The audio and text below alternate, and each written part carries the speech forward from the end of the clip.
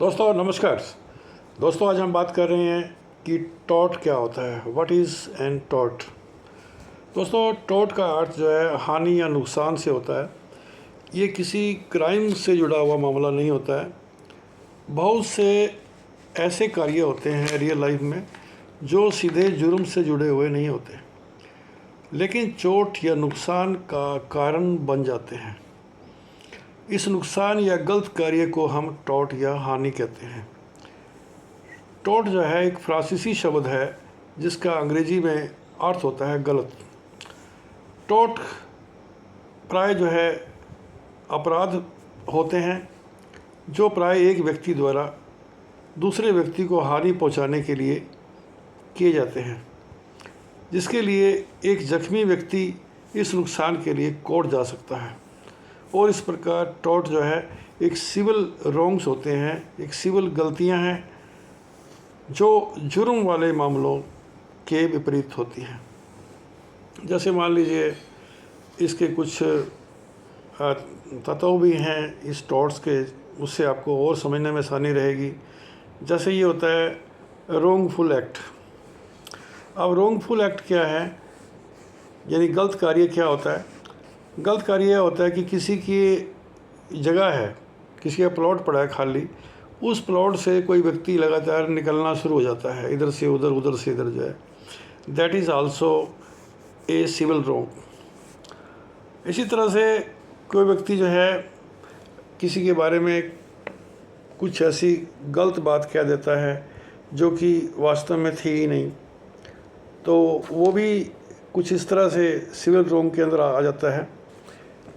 ऐसे ही कोई क्लॉक का टावर है, वो एकदम मान लो नीचे गिर जाता है और गिरने से कुछ लोगों की मौत हो जाती है, तो ऐसी हालत में ये जो है सिविल रॉन्ग के अंदर आता है, ना कि ये कोई किसी तरह का क्राइम के अंदर आता है। यानी जानबूझ के नहीं किया गया कोई कार्य है, बल्कि लापरवाही से यदि मान लो कोई काम हो जाता है, that is civil wrong, that is counted in the taught.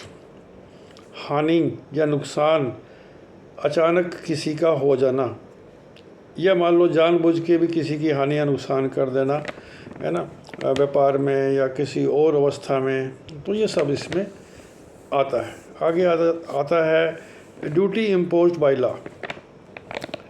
तो a legal duty that is a failure. जैसे मान लीजिए कोई ड्राइवर है किसी व्हीकल का, और ड्राइवर को यही सिखाया जाता है कि आप कोई भी लापरवाही से एक्सीडेंट नहीं करेंगे या कोई ऐसी गलती नहीं करेंगे। लेकिन मान लीजिए कि वो लापरवाही से गाड़ी चलाता है और उसकी वजह से कोई व्यक्ति जो है हिट हो जाता है, और ये जो हिट होना है ये भी एक सिविल टॉट के अंदर आता है।